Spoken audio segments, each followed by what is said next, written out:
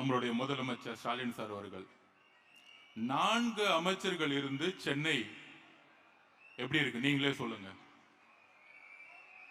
ஒவ்வொரு தாட்டும் மழை வரும் பொழுது அவங்க தாத்தா ஐயா கருணாநிதி அவர்கள், கலைஞர் கருணாநிதி அவர்கள் வேட்டியை கட்டுக்கிட்டு இறங்குவாரு. ஒரு போட்டோ அடுத்த தினத்தந்தியில வரும். ஆஹா, இந்த மக்களுக்கு எவ்வளோ உழைக்கிறாரு.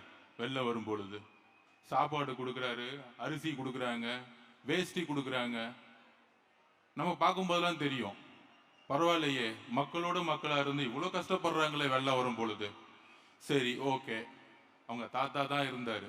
அடுத்தது அவர் மகன் வந்தாரு, ஐயா மு.க. ஸ்டாலின் அவர்கள். அவர் இப்ப பேண்ட் போட்டுக்கிட்டு மலையில நடந்துகிட்டு மக்களோட மக்களாக இருக்கிறன்னு திருப்பியும் ஒரு செய்தி. அதுக்கப்புறம் அவருடைய பேரன், கலைஞருடைய பேரன் உதயநிதி மழை வரும்போதெல்லாம் இறங்கி நடந்துகிட்டு இருக்காரு. ஆனா சென்னை வாழ் மக்களுடைய பிரச்சனைகள் தீர்ந்ததே கிடையாது. வேளச்சேரி முதற்கொண்டு கொளத்தூர் முதற்கொண்டு ஒவ்வொரு ஏரியாவும் மழை வரும் பொழுது நம்ம வீட்டை விட்டு வெளியே இருக்கக்கூடிய நேரத்தில் இருக்கோம்.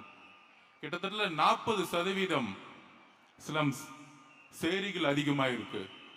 குடிசை மாற்று வாரியம் உருவாக்கப்பட்டது. அதோட பேரை மாத்திட்டாங்க இன்னைக்கு. ஆனால் இன்னைக்கு சென்னை மாறி இருக்கா? பூர்வக்குடி மக்களா இருக்கக்கூடிய ஒடுக்கப்பட்ட ஆதி திராவிடர் மக்களுடைய நிலைமை மாறி இருக்கா? இன்னைக்கு எதுவுமே மாறல. ஒவ்வொரு வருஷமும் கூவத்திலையும் அடையாறுலையும் வெள்ளம் வரும் பொழுது மக்கள் எப்பயுமே வெளியே வந்துட்டே இருக்கிறாங்க. இப்ப இந்த 16 தொகுதியிலும் அவங்களுக்கு ஒரு நினைப்பு இருக்கு. 1962 இருந்து சென்னை திமுகவோட கோட்டை, யாராலையும் அசைக்க முடியாது அப்படின்னு ஒரு பிம்பத்தை உருவாக்கி வச்சிருக்காங்க. அதற்கான ஒரு ரவுடி பலம், அதற்கான ஒரு பண பலம், இதையெல்லாம் தட்டி கேட்டா அடுத்த செகண்ட் காவல்துறையை வச்சு அடக்குமுறை. இங்க இருக்க மாவட்ட செயலர் சொன்னாரு, இங்க இருக்க சிற்றரசு துணை முதலமைச்சர் பெயரை சொல்லிக்கிட்டு எந்த அளவிற்கு இங்க செயல்படப்படாம நிப்பாட்டுறாருன்னு. அதிகாரமும் பணபலமும் இந்த தேர்தல்ல 26ல எங்க அண்ணன் தலைவர் முதலமைச்சர் ஆறும் பொழுது உங்களை எப்படி தூக்கிறீன்னு எங்களுக்கு தெரியும்.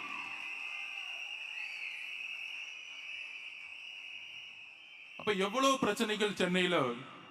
ஒரு இலவச பேருந்துங்கிறாங்க, சொன்ன டைமுக்கு பஸ் வராது, நம்மளால ஒரு இடத்துல இருந்து இன்னொரு இடத்துக்கு போக முடியாது. இதுல வட சென்னை ஒரு மாதிரியும் சென்னை தென் சென்னை ஒரு மாதிரி இருக்கும், மத்திய சென்னை ஒரு மாதிரி இருக்கும். வட சென்னைக்குள்ள பெரும்பாலும் சேரிகளும் ஸ்லம்ஸ் மட்டும்தான் இருக்கும்.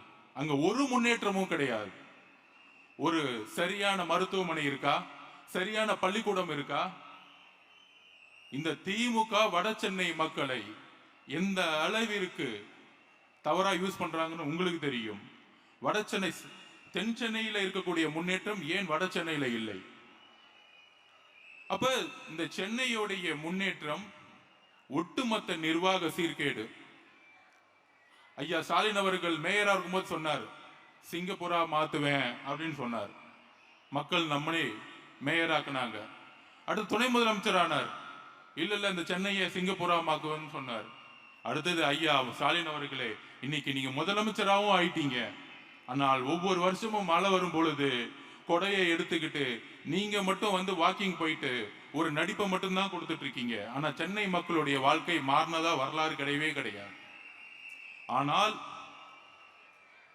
இந்த தேர்தல் சென்னை மக்களுடைய வாழ்க்கையை மாற்றும். நீங்க சொல்றீங்களே பெரிய பெரிய அமைச்சர்கள் இவங்களுக்கெல்லாம் தேர்தல் தெரியும், தேர்தல் வேலை நல்லா செய்ய தெரியும். மாண்புமிகு மாவட்ட செயலர் அவர்களே, எதை பத்தியும் கவலைப்படாதீங்க. தலைவருடைய ஒரு முகம் போதும், தலைவருடைய ஒரு முகம் போதும். அவர்கிட்ட உண்மை இருக்கு. ஒரு 2 நாள் முன்னாடி தலைவர் பேசும் பொழுது இந்த நாடே அதிர்ந்துச்சு. எப்படி அதிர்ந்துச்சு? எடுத்தவொடனே ஆரம்பிச்சாரு, 1 மாசமா தலைவர் மேல குற்றச்சாட்டு, அவரு பேசல, அவருக்கு அழுத்தம், அவரு கொஞ்சம் பயந்துட்டாரு, மிரட்டிட்டாங்க, அவ்வளவுதான், சிம்பிள் வராது, தேர்தலை விட்டே போயிடுவாங்க. திமுக எவ்வளவு பெரிய கீழ்த்தரமான பிரச்சாரம் இது. ஒரே ஒரு விஷயத்தை புரிஞ்சுக்கணும், திமுக நம்மளை மட்டும் பார்த்துதான் பயப்படுது. இந்நேரம் 38 டிஸ்ட்ரிக்ட்ல 32 டிஸ்ட்ரிக்ட் தலைவருடைய சுற்றுப்பயணப்படி முடிஞ்சிருக்கணும். ஆனா ஏன் முடியல? தலைவர் எந்த மாவட்டத்துக்கும் போகக்கூடாத ஒரு சூழ்ச்சியை திமுக கரூர்ல உருவாக்குச்சு. அதுதான் திமுகவுடைய சூழ்ச்சி. கரூர் எதனால் ஏற்படுத்தப்பட்டது? திமுகவுடைய முழுக்க முழுக்க சூழ்ச்சி.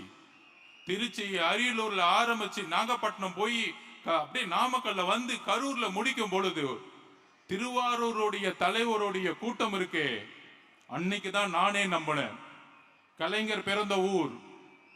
கிட்டத்தட்ட எலெக்ஷன்ல நின்னாங்கன்னா 50% ஓட்டு வாங்குவாங்க யார் எம்எல்ஏ நின்னாலும். ஆனால் அந்த மாவட்டத்துல 3 மணி நேரம் ஆச்சு 3 கிலோமீட்டர் கிராஸ் பண்றதுக்கு தலைவர். அதுதான் திருவாரூர் மக்களுடைய அரவணைப்பு.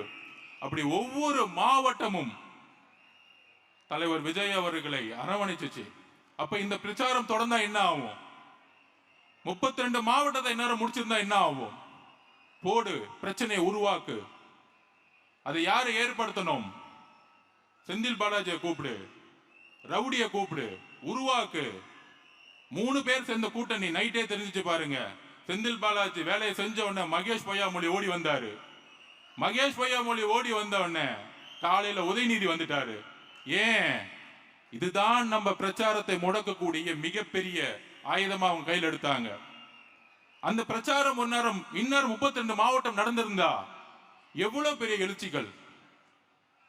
ஆனால் அவங்க பண்ணது பெரிய தப்பு என்ன தெரியுமா? தலைவரை டச் பண்ணிட்டாங்க. அந்த கரூர் மக்கள் ஒருத்தர் கூட தலைவரை ஒரு இடத்துல கூட வந்து மனசு வந்து திட்டல. இதுதான் தமிழக மக்களுடைய உணர்ச்சி. உதயநிதி அவர்களே, மகேஷ் பொய்யாமொழி அவர்களே, செந்தில் பாலாஜி அவர்களே, உங்களுடைய 3 பேர் கூட்டணியுடைய சூழ்ச்சி கரூர் மக்களே தூக்கி எறிஞ்சாங்க 30 நாள்ல. அது மிகப்பெரிய மிகப்பெரிய பேரன்பா தமிழக மக்கத்துல மாறியது. இந்த திமுக இந்த மாதிரி ஒரு படுபாவித்தனத்தை செஞ்சிருச்சே. பெண்கள் மக்கத்துல மிகப்பெரிய எழுச்சி, ஒரு அன்பு, ஒரு ஆதரவு எங்கிருந்து உருவாச்சுன்னா கரூர்ல இருந்து உருவாச்சு. உங்க சூழ்ச்சியை தூக்கி எறியலாம். ஐயோ அவங்க சூழ்ச்சி பண்ணிருப்பாங்களா அப்படின்னு சில பேர் கேட்பாட்டாங்க. இந்த கரூர் முடிஞ்ச உடனே எஸ்ஓபின்னு ஒண்ணு போட்டிருப்பாங்க, ஒரு சட்டம் போட்டிருப்பாங்க. அந்த சட்டம் பிரிட்டிஷ் கவர்மெண்ட்ல கூட கிடையாது. இந்த சட்டம் என்னத்துமா சொல்லுது? நிகழ்ச்சி ஏற்பாட்டர்கள் பர்மிஷன் வாங்கணும்னா 30 நாளுக்கு முன்னாடி காவல்துறையிட பர்மிஷன் வாங்கணுமா? அதுக்கப்புறம் சட்டம் என்னத்துமா சொல்லுது? நிகழ்ச்சி ஏற்பாட்டர்கள் தான் மக்களுடைய பாதுகாப்புக்கு பொறுப்பான். நீங்க கூட்டிட்டு வர கூட்டம், நேத்து பெண்கள் பாதுகாப்பு மாநாடு ஒன்று நடத்துனீங்களே, நீங்க கூட்டிட்டு வர கூட்டம் லாரியிலையும் வடமாநில தொழிலாளர்களையும் கவர்மெண்ட் பஸ்லயும் கூட்டிட்டு வந்தீங்க. எங்களோட கூட்டம் 10,000 பேர்னா 1,00,000 பேர் வராங்க. அப்ப மக்கள் பாதுகாப்புக்கு யாரு பொறுப்பு? ஒவ்வொரு மாவட்டத்திலையும் பெட்டாலியன்ஸ் இருக்கு, லா அண்ட் ஆர்டர் போலீஸ் இருக்கு. எதுக்கு? மக்கள் பாதுகாப்புக்கு தான் தமிழக அரசு, தமிழக போலீஸ். வேற எதுக்கு? இப்ப லேட்டஸ்டா எஸ்சிபி என்கொயரியில எஸ்பி சொல்றாரு 7:45 மணி வரைக்கும் அவருக்கே தகவல் வரலையாம். ஆனா முதலமைச்சர் எல்லாம் என்ன சொல்றாங்க? நம்ம தான் வந்து தப்பு பண்ணிட்டோமா? ஒரு எஸ்பிக்கே தகவல் வரும் பொழுது டிவிக்கு எப்படி தகவல் வரும்? இது கூட உங்களுக்கு தெரியல. அப்ப தலைவருடைய பிரச்சாரத்தை முடக்கிறதுக்கு தான் இந்த கரூரை உருவாக்குனது. அதுல மிகப்பெரிய பிரச்சனை என்ன ஆச்சுன்னா, திமுகக்கு தமிழக பெண்களுக்கு தெரியும், இந்த படுபாவிங்க இந்த பழிய செஞ்சுட்டாங்களே இவங்களோட அரசியலுக்காக. அங்கிருந்து எந்திரிச்சு வந்தார் ஈரோடு. இதோ வரப்போறாரு, அடுத்த வாரத்துல இருந்து வரப்போறாரு தமிழகம் முழுவதும். இப்ப தெரியும் உங்களுக்கு. நிப்பாட்ட முடியாது, உங்க சூழ்ச்சி நிப்பாட்ட முடியாது, உங்க எஸ்ஓபி நிப்பாட்ட முடியாது. இமீடியட்டா நாங்க உயர் நீதிமன்றத்துக்கு போறோம். இந்த ஜனநாயக படுகொலைக்கான எஸ்ஓபி கேட்டு நாங்க போறோம். அப்ப தலைவரை நிப்பாட்டணும், தலைவரை முடக்கணும். இவங்க எப்படி அரசியல் பண்ணுவாங்கன்னா, ஐயா உதயநிதி அவர்கள் ரெட் ஜெயின் மூவி வச்சு ஒரு மூவி எடுப்பாரு. இந்தி டெல்லி தான் தமிழ்நாடா சரி அப்படின்னு கேட்பாங்க. இந்தி எதிர்ப்பு அப்படின்னு சொல்லுவாங்க. ஆனா அதே படக்குழுவை பொங்கல் விழாவுக்கு அப்படியே அனுப்பிச்சு விடுவாங்க பேக் பண்ணி. எங்க பொங்கல் விழால இந்தியில கொண்டாடிட்டு இருப்பாங்க. அங்க போய் படக்குழு, அந்த படக்குழு உதயநிதி அவர்கள் தெரியாம போகுமா? ரெட் ஜெயின் நிறுவனத்தோட தெரியாம போகுமா? அப்ப எந்த விதத்துல சிறுபான்மை மக்களுக்கு இவங்க எந்த அளவுக்கு போய் சொல்றாங்க? இவங்க படம் மட்டும் ரிலீஸ் ஆயிடுமா, ஆனா இவங்க பிஜேபி ஏத்து நிப்பாங்களாம். நாங்க கோர்ட்ல முட்டி மோதிட்டு இருக்கணுமா, ஆனா நம்ம பி டீமா. இந்த அரசியல் புரிஞ்சுக்கிட்டீங்களா? நீங்க புரிஞ்சுக்கணும், பகுதி செயலாளர்கள் புரிஞ்சுக்கணும், பெண்கள் புரிஞ்சுக்கணும். நீ பிஜேபியோட எதிரி இருந்தா பிஜேபி மூவியை நிப்பாட்டி இருப்பாங்க. நீ தான் பின்னாடி வழியா ஒளிஞ்சுக்கிட்டு இருக்கிய உட்கார்ந்துகிட்டு. இந்த நடிப்பு தெரியாதா? இஸ்லாமிய தோழர்களே, கிறிஸ்துவ தோழர்களே, ஒடுக்கப்பட்ட மக்களே, புரிந்து கொள்ளுங்கள் திமுகவுடைய சூழ்ச்சி வரலாறு. பெண்களுக்கு 1000 ரூபாய் கொடுக்கிறோம், இலவசம் கொடுக்கிறோம். ஒரு கோட்டர் இப்பதான் கேட்டேன், எவ்வளவு விலைன்னு கேட்டேன். அதுல 4 மாவட்ட செயலர்களுக்கு எவ்வளவுன்னு தெரியல. நான் கேட்டவொன்னு இப்பதான் நம்ம பசங்க கேட்டு வந்தேன். வந்தவொடனே சொன்னாங்க, அண்ணன் ஒரு கோட்டர் 160 ரூபாண்ணே அப்படின்னு. யோசிச்சு பாருங்க, சென்னை முழுதும் கஞ்சாவுடைய சேல்ஸ் தெருவுக்கு தெருக்கு இருக்கு. 4 அமைச்சர்கள் இருக்காங்க, முதலமைச்சர் முதல் கொண்டு. அதுல முதலமைச்சர் ரிவ்யூ மீட்டிங் போட்டு சொல்றாரு, இல்ல மத்திய அரசு ஒன்றிய அரசு பிஜேபியோட துணை வேணும். அது கடல் வழியா வருதான். அந்த கடல் யார் கண்ட்ரோல் இருக்குன்னா ஒன்றிய அரசு கண்ட்ரோல் இருக்கான். ஐயா முதலமைச்சர் ஸ்டாலின் அவர்களே, கடல் வழியா வரட்டும், ரோடு வழியா தானே சேல்ஸ் பண்ணிட்டு இருக்காங்க. ரோடு உன் கண்ட்ரோல தான் இருக்கு. உன் டிஜிபி என்ன பண்ணிட்டு இருக்காரு, கமிஷனர் என்ன பண்ணிட்டு இருக்காரு, இன்ஸ்பெக்டர் என்ன பண்ணிட்டு இருக்காரு, உன் கவுன்சிலர் என்ன பண்ணிட்டு இருக்காரு, மாவட்ட செயலர் என்ன பண்ணிட்டு இருக்காரு, எம்எல்ஏ என்ன பண்ணிட்டு இருக்காரு, ஒண்ணும் பண்ணல. கேட்டா ஒரு மீட்டிங் போட்டு கஞ்சா சேல்ஸ் இல்லன்னு இங்க இருக்க மாசு சொல்லிட்டு இருக்காரு. இதுக்கு ஒரு அமைச்சர், அதுல வேற உட்கார்ந்து ஹெல்த் டிபார்ட்மெண்ட். எதுக்கு நீங்க ஹெல்த் டிபார்ட்மெண்ட் வச்சிருக்கீங்க? கஞ்சாவே தமிழ்நாட்டுல இல்லையா? வாயில தான் இதுக்கு மேல பேசுனீங்க. நான் சொல்லிட்டேன், இன்னும் வாயில கெட்ட வார்த்தை மட்டும் தான் எனக்கு வரல. என்ன ஒரு அநியாயம்! 15 வயசு பையன், 16 வயசு பையன் கஞ்சாவை ஸ்கூல்ல சேல்ஸ் பண்ணி சாப்பிட்டு இருக்காங்க. ஒவ்வொரு தாயும் மரண வாக்குமூலத்தில் ஒவ்வொரு நாள் நின்று இருக்காங்க. 60,000 கோடி ரூபாய் நீங்க சேல்ஸ் இன்க்ரீஸ் பண்ணிட்டீங்க. 160 ரூபாய் 30 நாள் குடிச்சா 4,500 4,800 5,000 ரூபாய் புடுங்கிட்டு இருக்கீங்க. டாஸ்மாக் மூலியமா 1000 ரூபாய் கொடுத்துட்டு 5,000 ரூபாய் புடுங்கிறத தமிழக பெண்களுடைய பாதுகாப்பா? நான் கேட்கிறேன். முதலமைச்சர் அவர்களே, ஒரு கோட்டை 160 ரூபாய்க்கு வித்து 30 நாள் குடிச்சு 5,000 ரூபாய் புடுங்கிட்டு இருக்கீங்களே, இதுதான் தாய்மார்களுக்கான பெண்களுக்கான பாதுகாப்பா? ஒவ்வொரு ஆணும் குடிச்சிட்டு ஒவ்வொரு நாளும் டொமஸ்டிக் வயலன்ஸ், வீட்டுல பெண்ணை போட்டு அடிக்கிறாங்க. ஒவ்வொரு நாளும் செக்ஸுவல் ஹராஸ்மெண்ட் நடந்துட்டு இருக்கு. அப்ப இந்த குடியோட பிரச்சனை என்னன்னு விவாதிச்சிருக்கீங்களா? உங்க அமைச்சரவை போட்டு விவாதிச்சிருக்கீங்களா? என்னைக்கு விவாதிச்சிருக்கீங்க? நிர்வாக மாற்றம் ஏன் வேணும் தெரியுமா? இதுக்குதான் வேணும். 60,000 கோடி டாஸ்மாக் சேல்ஸ் கம்மி பண்ணணும், கஞ்சாவை தூக்கி எறியணும். எங்க தலைவர் இதை செய்வார். இதுவரைக்கும் காவல்துறை திமுக காவல்துறையா இருக்கு, அதிமுக காவல்துறையா இருக்கு. முதல் முறையா எங்கள் தலைவர் முதலமைச்சராக இருக்கும் பொழுது தமிழக மக்களுடைய காவல்துறையா மாற்றுவார். எழுதி வச்சுக்கோங்க, எழுதி வைத்துக் கொள்ளுங்கள். காவல்துறை நேர்மையான காவல்துறையாக மாறும். அந்த காவல்துறை கஞ்சாவை ஒழிக்கும், அந்த காவல்துறை டாஸ்மார்க்கை ஒழிக்கும். எல்லா மக்களுக்கும், முக்கியமாக பெண்களுக்கான பாதுகாப்பை கொடுக்கும். ஒரு நாளைக்கு கோட்டர் சேல்ஸ் பண்ணிட்டு முதலமைச்சர்களை தவற நினைக்காதீங்க. இன்றையிலிருந்து நீங்கள் கோட்டர் முதலமைச்சர் தான் உங்களை கூப்பிடணும். உங்க பேரு கோட்டர் முதலமைச்சர். 60,000 கோடி ரூபாய் வித்த முதலமைச்சர். ஆனால் பெண்கள் பாதுகாப்புன்னு மாநாடு நடத்துறீங்க. அக்கா கனிமொழி அக்கா அவர்களே, 21 டாஸ்மார்க்கோட சேல்ஸ் இருந்துச்சு 30,000 கோடி. உங்க அண்ணன் முதலமைச்சரா இருக்கும் பொழுது இன்னைக்கு என்ன சேல்ஸ் என்ன? 55,000 கோடி நோக்கி போயிட்டு இருக்கு. இதுதான் பெண்கள் பாதுகாப்பா? இதுக்கு ஒரு மாநாடா? திருவண்ணாமலையில ஒரு மாநாடு, தஞ்சாவூர்ல மாநாடு, இன்னும் 10 மாநாடு நடத்துங்க. காசு கொடுத்து கூட்டிட்டு வாங்க, பெண்கள் வருவாங்க. ஆனால் நீங்க கூட்டிட்டு வந்த பெண்களே உங்களுக்கு எதிராக ஓட்டு போடுவாங்க. அதை ஞாபகம் வச்சுக்கோங்க. நீங்க 1000 ரூபாய் கொடுங்க, இல்ல அடுத்த மாசம் கரெக்டா நோட்டிபிகேஷன் முன்னாடி இல்ல நாங்க 2,000 ரூபாய் மாத்த போறோம்னு சொல்லுவாங்க. எவ்வளவு வேணா மாத்தட்டும், நம்ம அண்ணன் அதுக்கு மேலுமே கொடுப்பாரு உங்களுக்கு. அதை பத்தி பிரச்சனையே கிடையாது. அதுக்கப்புறம் என்ன பண்ணுவாங்க? இங்க இருக்க அமைச்சர்கள் சேகர் பாபு, அங்க இருக்க செந்தில் பாலாஜி, அங்க இருக்க கே சாரு, இவங்க எல்லாம் பெரிய தேர்தல் விற்பனர்கள். என்ன விற்பனர்கள்? மொத்தமா நம்ம காசே கொள்ளையடிச்சாங்களாம். அந்த கொள்ளையடிச்ச காசை பூத்துல உள்ள ஒவ்வொருத்தரும் கரெக்டா 2,000 ரூபாய் கொடுப்பாங்களாம். அப்பா, எவ்வளவு பெரிய தேர்தல்ல மிகப்பெரிய அறிவாளிகள் இவங்க எல்லாம். இவங்கள ஒரு ப்ரொஜெக்ஷன் பண்றாங்க டிவி கேல மாவட்ட செயலர் பேர் சொல்லுங்க. அங்க நேரு இருக்காரு, இங்க வேலு இருக்காரு. எல்லாம் திருட்டு பசங்கடா, நீங்க எல்லாம் திருட்டு பசங்க. நீங்க வேலுன்னு எல்லா திட்டு பசங்க நீங்க. ஏன் மாவட்ட தலைமையில ஒரு குறை சொல்லு பாப்போம். ஒரே ஒரு குறை. 28 வருஷமா நலத்திட்ட உதவிகள் மட்டுமே பண்ணவர் என் மாவட்ட செயலாளர். நீங்க சொல்லலாம் அடுக்குமொழியில் அவருக்கு பேச தெரியாது, நீங்க சொல்லலாம் அவங்க ஆட்டோல வரலாம். ஆனால் ஒரு எளிய மக்களை மாவட்ட செயலாளர் ஒரே கட்சி தலைவர் எங்கள் கட்சி தலைவர் விஜய் அவர்கள். இந்த அடுக்கு மொழியில பேசுறது, இந்த தமிழ்ல எதிரி மொழியில பேசுறதெல்லாம் பழைய காலங்க. உண்மையே பேசணும், மனசுல இருந்து உண்மையை பேசுறதுதான் பேச்சு. உன் பேச்செல்லாம் போயிருச்சு, பழைய காலம் அது. நீ என்ன வேணா உருட்டு, கேட்டா கொள்கை தெரியும் கொள்கை தெரியும். நான் நேத்து கூட பேசினேன், என்னப்பா கொள்கை தெரியும், கொஞ்சம் செந்தில் பாலாஜியை கூப்பிட்டு பெரியாரை பத்தி ஒரு 2 நிமிஷம் பேச சொல்லு. நான் அரசியல் விட்டே போயிடுறேன். நான் ஓப்பனா சொல்ல 2 நிமிஷம் பேச சொல்லு. பேசினா பேசுவாரு. அந்த பூத்துல மொத்தம் 350 குடும்பம்.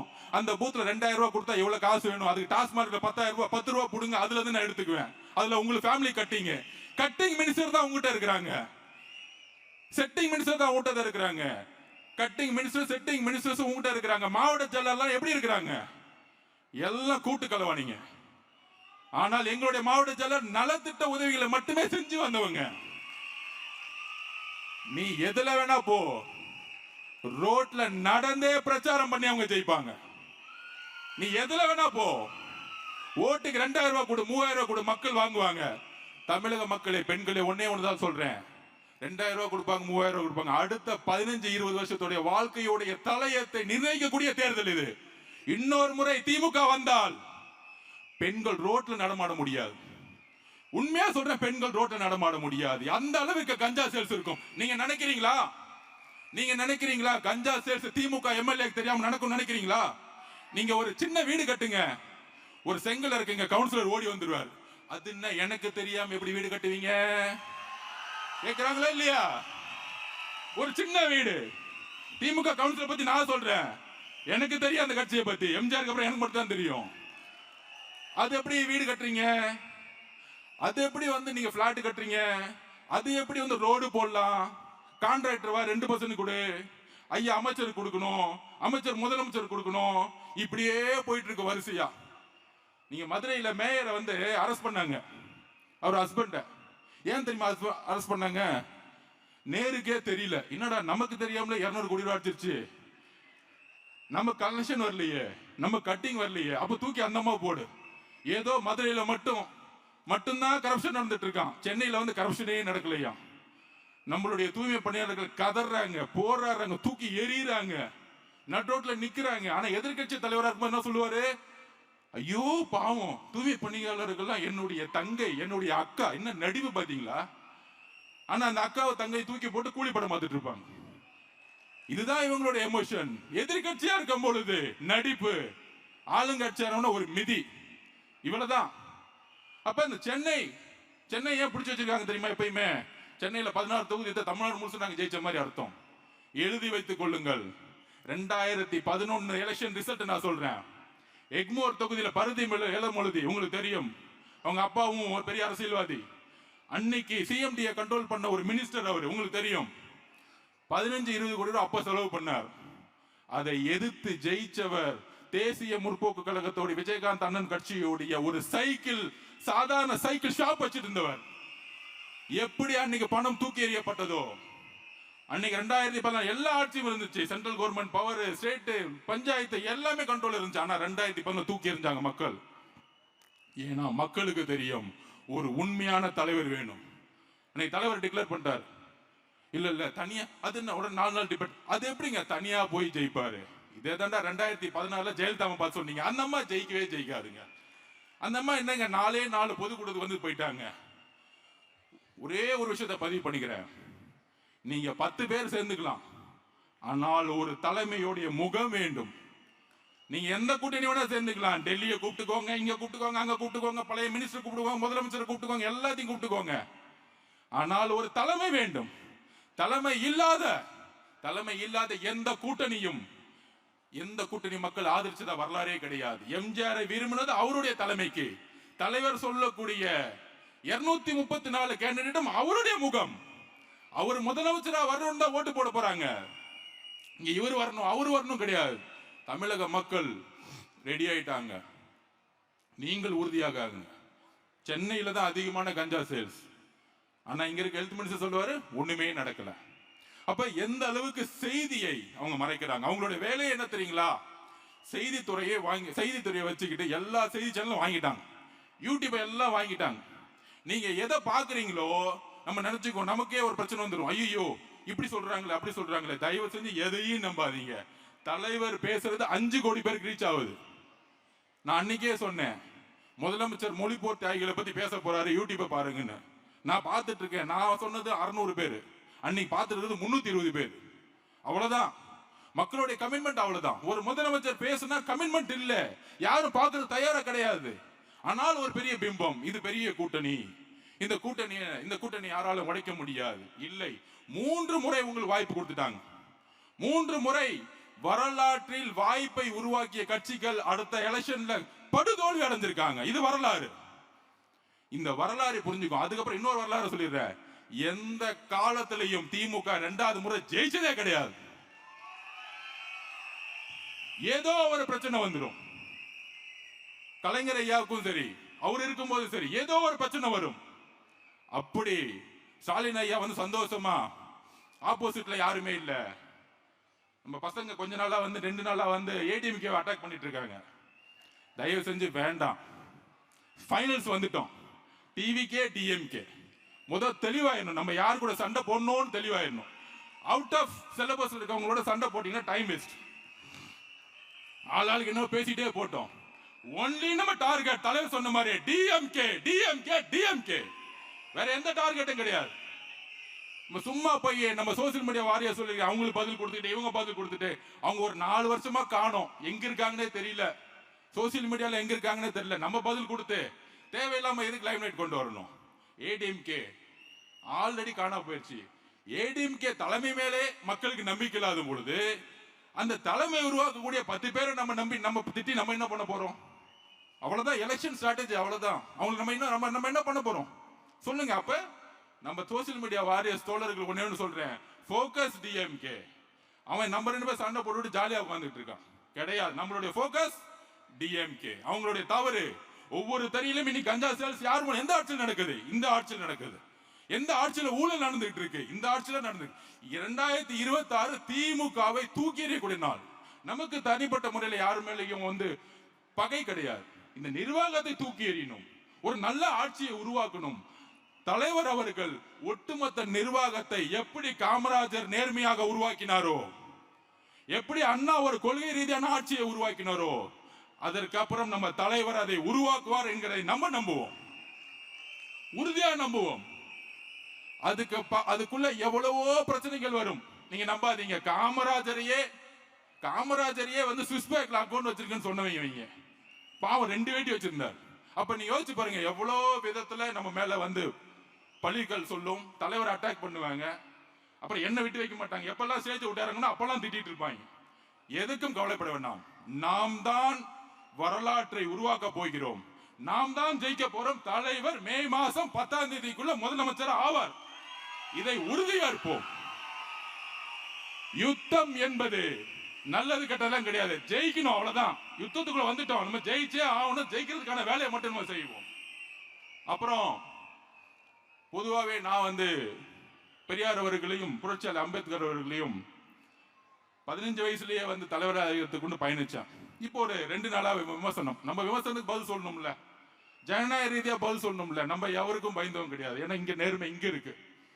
நேற்று பேசும்போது என்னோட எக்ஸ்லயே நான் சொல்லியிருப்பேன், 20 பேரு விசிகேல இன்ஃப்ளூயன்ஸ் பண்ணி தவறான தகவல் கொடுத்து, தலைவர் அண்ணன் திருமாவளவன் தகவல் கொடுத்து, விசிகே அண்ணன் அவர்கள் எங்களுடைய தலைவரையும் கட்சியையும் எங்க கட்சிக்கு எதிராகவும் ஒரு பிரச்சாரத்தை உருவாக்குறாருன்னு நான் சொன்னேன். சொல்ல வந்தது அதான். அப்ப பாதிலே கட் ஆயிடுச்சு. அதை நான் எக்ஸ்லயே போட்டுட்டேன். உடனே திமுக உள்ள புந்துட்டாங்க. அண்ணன் திருமாவளவர்களுக்கும் ஆதவர்ஜுனா அவர்களுக்கும் எப்படி ஒரு கழகத்தை மூட்டி உள்ளான். நான் இன்றைக்கும் உறுதியாக சொல்லுகிறேன், என்னுடைய கொள்கை ஆசான் அண்ணன் திருமாவளவன் அவர்கள். எனக்கான முகவரியை கொடுத்தது அண்ணன் திருமாவளவன் அவர்கள். என்றைக்கும் ஆதவர்ஜுனா நன்றியை மறந்தது கிடையாது, யாருக்கும் துரோகம் செஞ்சது கிடையாது. இதை நான் பதிவு பண்ணுகிறேன்.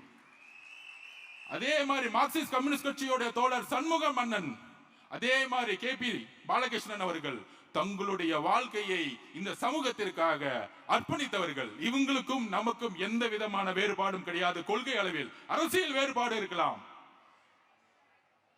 கிட்டத்தட்ட 2 வருஷம் அண்ணன் திருமாவளவனுடைய பயணம், அவர்கிட்ட நிறைய கத்துக்கிட்டு இருக்கேன். ஆனால் அரசியல் வேறுபாடு இருக்கு. என்ன அரசியல் வேறுபாடு? இன்றைக்கு என்ன பிரச்சனை? டிவி கேட்கும் பிசி கேட்கும் என்ன பிரச்சனை? அரசியல் ரீதியாக ஒன்றும் கிடையாது. ஆனால் 4.5 வருடம் அண்ணன் திருமாவளவர்களுக்கான மரியாதை என்ன? இந்த ஆட்சியில் என்ன வாரியங்கள் கொடுக்கப்பட்டது விசிகேக்கு? அதற்கப்புறம் வேங்கவேல் பிரச்சனை ஆகட்டும், வடக்காடு பிரச்சனை ஆகட்டும், மதுரையில் கொடிகம்பம் ஏற்றும் போது அரசு பண்ணதாகட்டும், என்ன மரியாதை கொடுக்கப்பட்டது? அது ஒரு உணர்வு உள்ள மாணவராக நான் கேட்கிறேன். அவ்வளவுதான் வித்தியாசம். சோ அதனால திமுகவுடைய இந்த சூழ்ச்சிகளுக்கெல்லாம் நாங்க கரெக்டா விட கொடுத்துட்டு போயிட்டே இருப்போம்.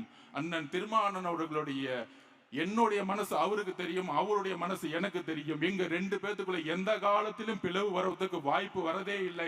ஏனென்றால் அவர் எனக்கு ஆசா, நான் அவருக்கு மாணவன். இதை எப்பொழுதும் நான் உணர்ந்து கொண்டிருக்கிறேன். அதை நான் பதிவு செய்ய விரும்புகிறேன். சோ நம்ம யுத்தத்துக்கு ரெடியாவோம். தலைவர் அவர்கள், நான் திருப்பியும் சொல்றேன், எப்படி NTR கட்சி ஆரம்பிச்சு இந்த வேட்பாளர் யாரு, அந்த வேட்பாளர் யாரெல்லாம் மக்கள் கேட்கல, ஜெயிக்க வச்சுட்டு போயிட்டே இருந்தாங்க. அதே மாதிரி ஆந்திரால எப்படி NTR வரலாற்றை உருவாக்கினாரோ அதுக்கான தேர்தல் தான் இது. நீங்க பயப்பட வேண்டாம், யோசிக்க வேண்டாம். நிறைய பயப்படுத்துவாங்க. அவரு ரவுடிசோ, இவர் பணம் வச்சிருக்காங்க, அந்த பணம் போலும் ஒண்ணுமே கிடையாது. மக்கள் முடிவு பண்ணா தூக்கி போட்டு போயிட்டே இருப்பாங்க. 2026 மட்டுமல்ல, 2026, 31, 36 போயிட்டே இருப்போம். நம்ம அதுக்கான பணிகளை நம்ம செய்வோம். நன்றி, வணக்கம்.